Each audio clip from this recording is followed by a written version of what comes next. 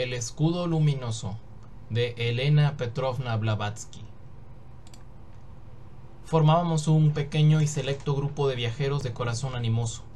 Habíamos llegado a Constantinopla una semana antes desde Grecia, dedicando desde entonces 14 horas al día a subir y bajar penosamente las inclinadas alturas del barrio de Pera, visitando bazares, subiendo a lo más alto de los minaretes y abriéndonos camino a la fuerza entre ejércitos de perros hambrientos, los amos tradicionales de las calles de Estambul.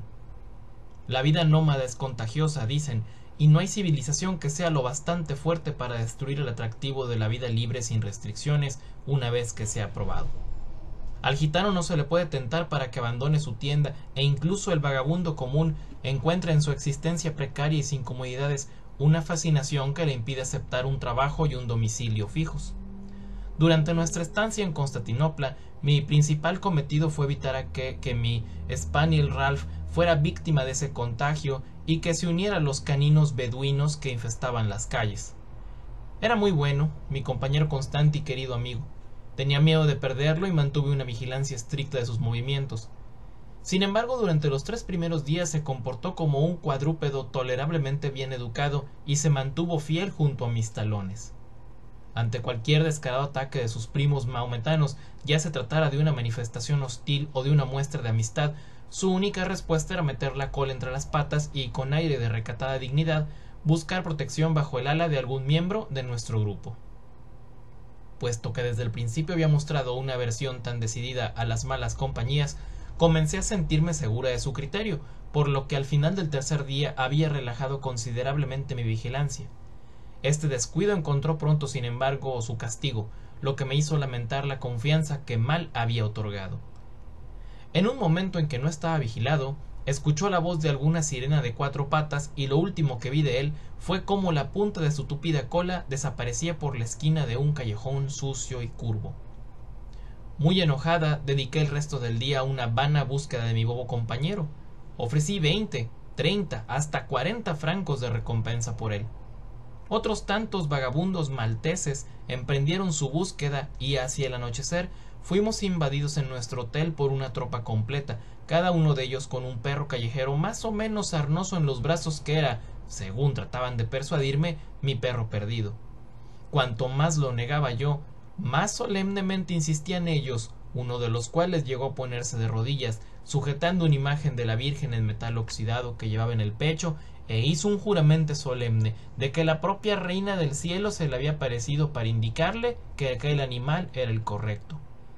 En tal medida había aumentado el tumulto que parecía como si la desaparición de Ralph fuera la causa de una pequeña algarada, por lo que finalmente nuestro casero tuvo que enviar un par de cabaces desde la comisaría de policía más próxima para expulsar por la fuerza aquel regimiento de bípedos y cuadrúpedos.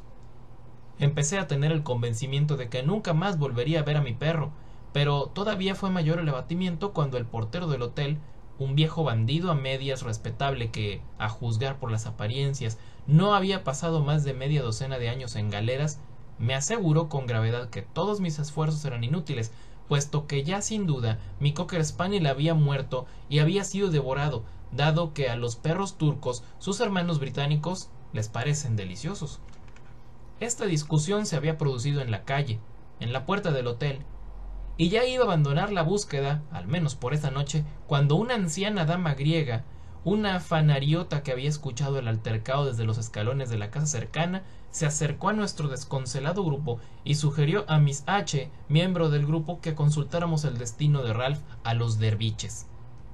¿Y qué pueden saber los derviches sobre mi perro?, dije sin ganas de bromas, pues la propuesta me pareció ridícula. Los hombres santos lo saben todo, Quirea, o sea, señora, respondió con cierto misterio. La semana pasada me robaron mi pelliza nueva de satén que mi hijo me había traído de Busa, y como puede ver, la he recuperado y la llevo encima ahora. Vaya, pues entonces, a la vista está que los hombres santos también lograron metamorfosearse su pelliza nueva en una vieja, comentó uno de los caballeros que nos acompañaban, señalando al hablar una rasgadura grande en la espalda que había sido reparada torpemente con agujas. Esa es la parte más maravillosa de la historia, respondió tranquilamente la fanariota sin dejarse desconcertar lo más mínimo. Desde el círculo brillante me mostraron el barrio de la ciudad, la casa y la habitación en la que el judío que me había robado la pelliza iba a rasgarla para convertirla en piezas.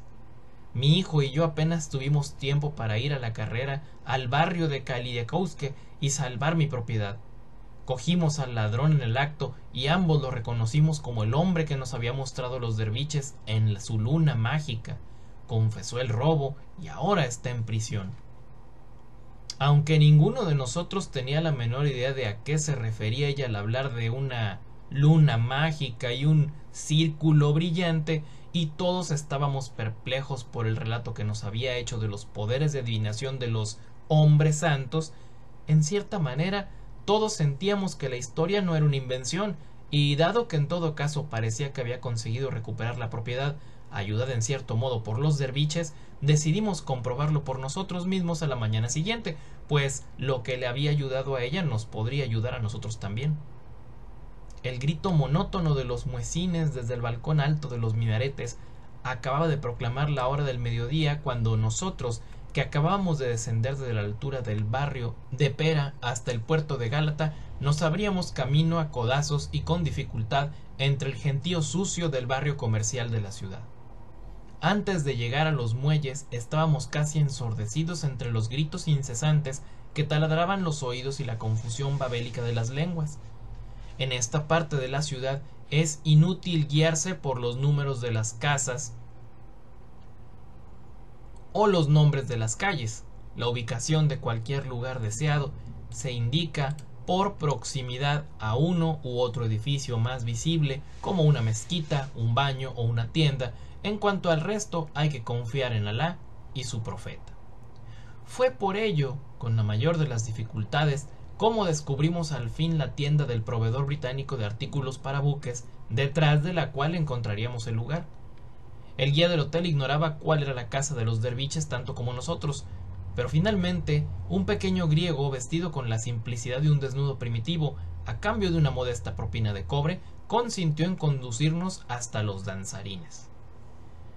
Vimos al llegar un salón amplio y lúgubre que guardaba parecido con un establo vacío, largo y estrecho, con una gruesa capa de arena cubriendo el suelo, como en una escuela de equitación. Estaba iluminado solamente por unas ventanas pequeñas situadas a bastante altura del suelo.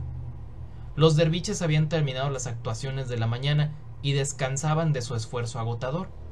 Parecían debilitados, algunos tumbados en las esquinas, mientras otros se sentaban en los talones y contemplaban el espacio con la mirada vacía, dedicados, según nos informaron, a meditar sobre su deidad invisible. Daba la impresión de que hubieran perdido las facultades de la vista y el oído, pues ninguno de ellos respondía a nuestras preguntas, hasta que una figura alta y descarnada, que llevaba un gorro que hacía parecerse más de 2 metros, surgió de una esquina oscura. El gigante nos informó de que era el jefe y nos dio a entender que los santos hermanos, habituados a recibir del propio Alá órdenes para ceremonias adicionales, no debían ser molestados por nada.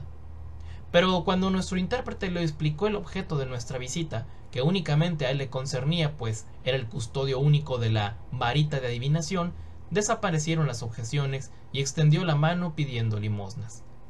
Tras recibir la gratificación, dio a entender que solamente 2 miembros de nuestro grupo serían admitidos al mismo tiempo en la confianza del futuro, tras lo que emprendió el camino, seguido por Miss H y por mí. Lanzándonos tras él a lo que parecía un pasadizo semisubterráneo, nos condujo a pie de una alta escalera que daba a una cámara bajo el tejado. Seguimos a duras penas a nuestra guía, hasta que por fin nos encontramos en una horrible buhardilla de tamaño moderado, con paredes vacías y sin mueble alguno. Una espesa capa de polvo alfombraba el suelo y las telas de araña adornaban las paredes de una descuidada confusión. En la esquina había algo que erróneamente tomé por un montón de harapos, pues el montón se movió y se puso en pie. Avanzó al centro de la habitación y se detuvo frente a nosotros, el ser de apariencia más extraordinaria que yo había contemplado. Era de sexo femenino, pero resultaba imposible decir si era mujer o niña. Era una enana de horrendo aspecto, cabeza enorme, los hombros de un granadero, cintura proporcionada con lo demás, apoyada en 2 piernas cortas y delgadas como de araña que no parecían adecuadas para la tarea de soportar el peso del monstruoso cuerpo. Tenía un semblante burlón, como el rostro de un sátiro, adornado con letras y signos del Corán pintados en un amarillo brillante. En la frente tenía una luna creciente de color rojo. La cabeza la llevaba cubierta con un tarbuche o fez. Llevaba las piernas cubiertas con amplios pantalones turcos y una sucia muselina blanca le envolvía el cuerpo, aunque apenas lo suficiente para ocultar sus horribles deformidades. Más que sentarse, el ser se dejó caer en el centro de la habitación y al descender su peso sobre las desvencijadas tablas se levantó una nube de polvo que nos hizo estornudar y toser. Era Tatmos, conocida también como el oráculo de Damasco. Sin perder tiempo en una charla ociosa, el derviche sacó una tiza y dibujó alrededor de ella un círculo de casi 2 metros de diámetro. Detrás de la puerta colgaban 12 lámparas de cobre que él rellenó con un líquido oscuro que extrajo de un frasquito que ocultaba junto a su pecho, colocando después las lámparas simétricamente dispuestas alrededor del círculo mágico. Desprendió entonces una astilla de una tabla de la puerta, casi echada a perder, que guardaba la huella de muchos expolios similares. Sostuvo la astilla entre el pulgar y el índice. Comenzó a soplarla a intervalos regulares, alternando el suplido con el murmullo de una especie de extraño encantamiento, hasta que de pronto, y sin que pareciera que existiera causa alguna para que se encendiese, apareció una chispa en la astilla, y él sopló hasta que ardió como una cerilla. El derviche encendió después las 12 lámparas con la llama que se había generado. Durante el proceso, Tatmos, que hasta entonces había estado sentada totalmente despreocupada e inmóvil, se quitó las zapatillas de sus pies descalzos y al arrojarlas a una esquina puso al descubierto otra belleza adicional, un 6º dedo en cada pie deforme. El derviche se aproximó entonces al círculo, sujetó a la enana por los tobillos e hizo un movimiento de sacudida, como si hubiera estado levantando una bolsa de cereales, y la alzó del suelo. Después dio un paso atrás y la sostuvo boca abajo. La sacudió como se haría para meter el contenido en un saco con un movimiento regular y cómodo. La hizo oscilar de un lado a otro como si fuera un péndulo hasta que adquirió el impulso necesario. La soltó de un pie, cogiendo el otro con ambas manos. Realizó un gran esfuerzo muscular y la hizo dar vueltas en el aire como si se tratara de una masa india. Mi compañero retrocedió alarmado a la esquina más alejada. El derviche seguía haciendo dar vueltas una y otra vez a su carga viva, que permanecía en una absoluta pasividad. La rapidez del movimiento aumentó hasta que la mirada apenas podía seguir el cuerpo en su circuito. Continuó así, probablemente 2 o 3 minutos, hasta que gradualmente se redujo y terminó por detenerse. Un instante después, la depositó, arrodillada, en el centro del círculo iluminado por las lámparas. Era el método oriental de hipnosis que practicaban los derviches. Ahora la enana parecía estar en un trance profundo, totalmente inconsciente de objetos externos. Tenía cabeza y mandíbulas vencidas sobre el pecho. Los ojos vidriosos miraban fijamente y toda su apariencia era todavía más horrible que antes. El derviche cerró entonces cuidadosamente las contraventanas y nos habríamos quedado en una oscuridad total de no haber sido por un agujero practicado en la ventana, por el que entraba un rayo de sol brillante que, cruzando la oscura sala, brillaba sobre la joven. Le movió él la cabeza caída para que el rayo le cayera sobre la coronilla, tras lo que nos indicó que nos mantuviéramos en silencio. Puso su anillo sobre el pecho y, fijando la mirada en el punto brillante, quedó tan inmóvil como una imagen de piedra. También yo clavé la mirada en ese lugar, preguntándome qué iría a suceder y cómo me ayudaría esa extraña ceremonia a encontrar a Ralph. Gradualmente, la zona brillante, como si hubiera traído a través del rayo de luz solar un esplendor mayor del que procede del exterior, que se hubiera condensado en su propia área, cobró la forma de una estrella vibrante que, como desde un centro, enviaba rayos en todas direcciones. Se produjo entonces un curioso efecto óptico. La habitación, que previamente había estado iluminada por el haz solar, se fue volviendo más y más oscura conforme aumentaba el brillo de la estrella, hasta que nos encontramos en una penumbra egipcia. La estrella titiló, tembló y giró, al principio con un movimiento lento, pero luego cada vez más rápido, incrementando la circunferencia con cada rotación hasta que formó un disco brillante, y dejamos de ver a la enana, que parecía absorbida en su luz.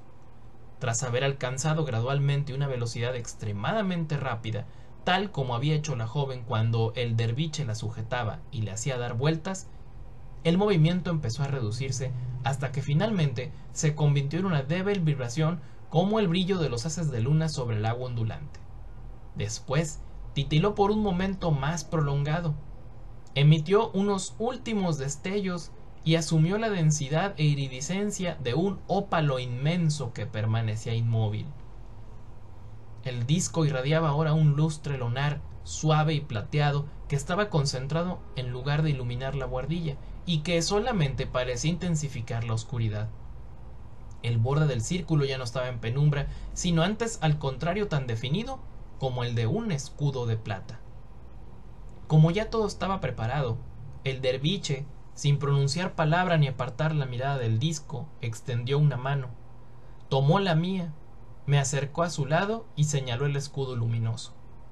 Al mirar al lugar indicado, vimos manchas grandes que parecían como las de la luna. Poco a poco se convirtieron en figuras que empezaron a moverse y se les veía con gran detalle con su color natural. No parecía que fuera una fotografía o un grabado, menos todavía nuestro reflejo en un espejo, sino como si el disco fuese un camafeo y se hubiesen lanzado de su superficie y hubieran sido dotadas de vida y movimiento. Para mi asombro y para la consternación de mi amigo, reconocimos el puente que lleva de Gálata a Estambul y que cruza el Cuerno de Oro, donde la ciudad nueva se une a la antigua. Había personas que se movían presurosas de aquí para allá, buques de vapor y esquifes de alegres colores que se deslizaban sobre el Bósforo azul. Los numerosos y coloridos edificios, villas y palacios se reflejaban en el agua. La imagen entera estaba reflejada por un sol de mediodía. Pasó como una panorámica, pero fue tan viva la impresión que no podíamos saber si quien estaba en movimiento era ella o nosotros. Todo era ajetreo y vida, pero ni un sonido rompía el silencio opresivo, carecía como un sueño de sonido. Era una imagen fantasmal. Las calles y los barrios se sucedían el uno al otro. Ahí estaba el bazar con sus estrechos pasadizos techados, las pequeñas tiendas a cada lado, los cafés en los que los turcos fumaban con gravedad, y mientras se iban deslizando o nos deslizábamos nosotros junto a ellos, uno de los fumadores derribó el narguile y el café de otro, causando una descarga de invectiva sin sonido que nos resultó muy divertida. Viajamos así con la imagen hasta llegar a un edificio grande que reconocí como el Palacio del Ministro de Finanzas. En una zanja, en la parte de atrás de la casa, cerca de una mezquita, en un charco embarrado y con su sedoso pelo enmarañado, yacía mi pobre Ralph, jadeante, agazapado, exhausto, parecía moribundo. Cerca de él se habían reunido algunos perros callejeros de aspecto lastimoso que parpadeaban bajo el sol y se comían las moscas. Había visto lo que deseaba, aunque no le hubiera dicho al derviche una palabra sobre el perro, pues había acudido más por curiosidad que por la idea de que pudiese tener éxito. Así que me impacientaba por irme enseguida y recuperar a mi perro, pero como mi compañera me rogara que nos quedásemos un poco más, consentí con desgano. Miss H. se colocó entonces al lado del derviche. «Pensaré en él», me susurró al oído con ese tono ansioso que suelen asumir las damas jóvenes cuando hablan de él al que veneran. Vimos una larga extensión de arena y un mar azul de olas blancas bailando al sol, un vapor grande que se abría camino junto a una costa desolada, dejando tras él un rastro lechoso. La cubierta está llena de vida, los hombres atareados por proa de gorro y delantal blanco. El cocinero sale de la cocina, los oficiales uniformados salen de un lado para otro, los pasajeros llenan el alcázar, holgazanean, flirtean o leen. Un joven al que ambas reconocemos avanza y se apoya en el pasamanos. Es él. Miss H sofoca un gritito, se sonroja y sonríe, vuelve a concentrarse en sus pensamientos. La imagen del vapor desaparece, la luna mágica permanece vacía unos momentos. Nuevas manchas aparecen en su luminoso rostro. Vemos que de sus profundidades emerge lentamente una biblioteca, de colgaduras y alfombra verde, con estantes de libros en los lados de la habitación. Sentada en un sillón junto a la mesa, bajo una lámpara, hay un anciano escribiendo. Lleva el cabello gris peinado hacia atrás desde la frente. En su rostro recién afeitado hay una expresión de benevolencia. Con un movimiento rápido, el derviche impone silencio. La luz del disco tiembla, pero recupera el brillo firme y la superficie se vuelve a quedar sin imágenes durante un segundo. Volvemos a Constantinopla y en las profundidades perladas del escudo se forma nuestro apartamento del hotel. Sobre el escritorio están los papeles y libros, el sombrero de viaje de mi amiga en una esquina, sus cintas cuelgan de la copa y sobre la cama está el vestido que se había cambiado cuando comenzamos la expedición. Ningún detalle falta para completar la identificación y como para demostrar que no estábamos viendo algo que habíamos formado con nuestra imaginación, sobre el tocador había 2 cartas sin abrir cuya escritura fue reconocida claramente por mi amiga.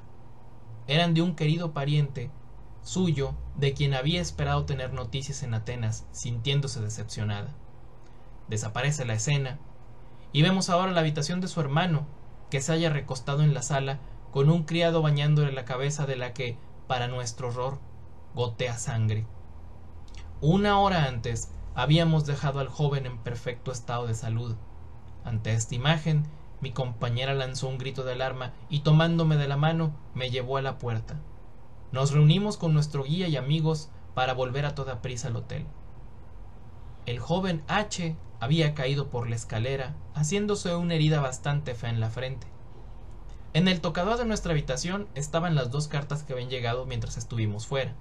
Las habían enviado desde Atenas.